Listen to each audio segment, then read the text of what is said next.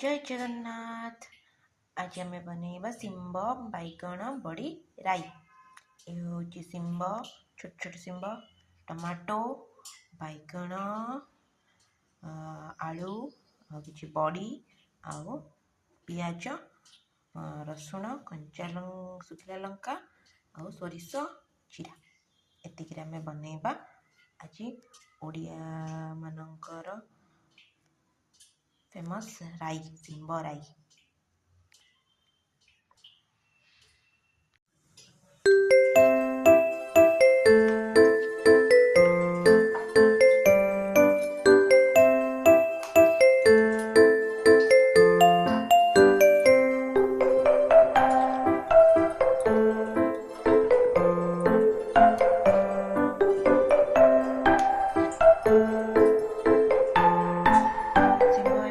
सफा हो गला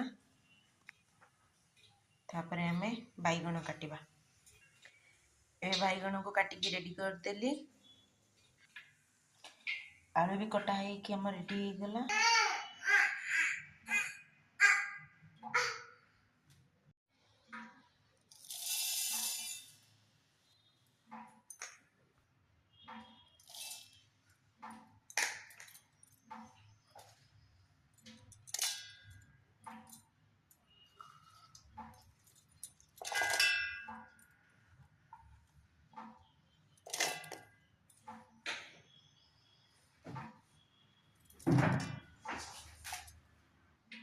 एबे जीरा, सोरिष, कंचा सुखिला लंका, रसुण, पियाज को अल्प टिके पानी दे भल भाव में ग्राइंडिंग करदबा।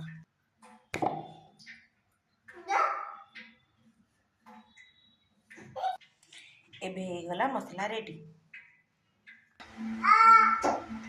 सोरिष तेल टिके भल लगे राई कले से अल्प सोरिष तेल तेल भल भाव में गरम हो गले से पकईदबा अल्प किछि पंच फुटण,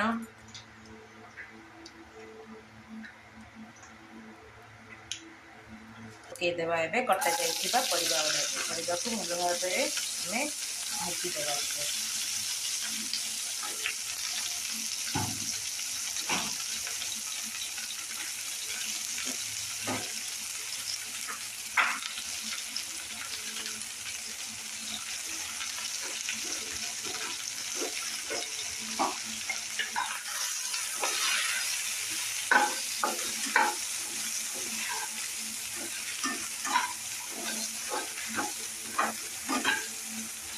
देदबा आमर हलदी गुंड आउ स्वाद अनुसार लुण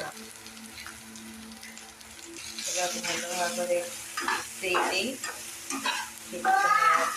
सिम घोड़े दबा से भल भाव में भाजी बसे पड़ी पकई भाजा को मन नाला तो आ गोटे कड़े बसी से अल्प टिके तेल देके एबे आमे बड़ी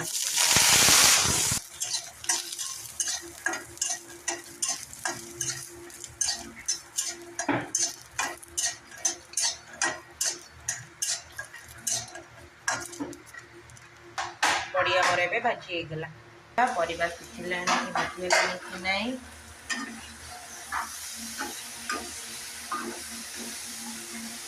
बढ़िया बास्ना आसला भाजी गला भल भाव मसला को सब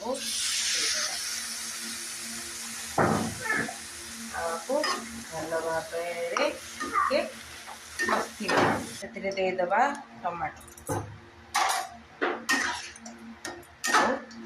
छाड़ीदबा 10 मिनट सिझा लो फ्लेम रे ढाकुन दे बसई देले लो फ्लेम रे सिझा राई आमर अधा अधी हो आसला पकईदबा आम बड़ी पानी दे आउ समय सिझापी छाड़दबा आउ 2 मिनिट से रेडी हो गला। एबे आमर राई रेडी। आसंतु खाइबा आउ जानी चखिकी कहबा केमती।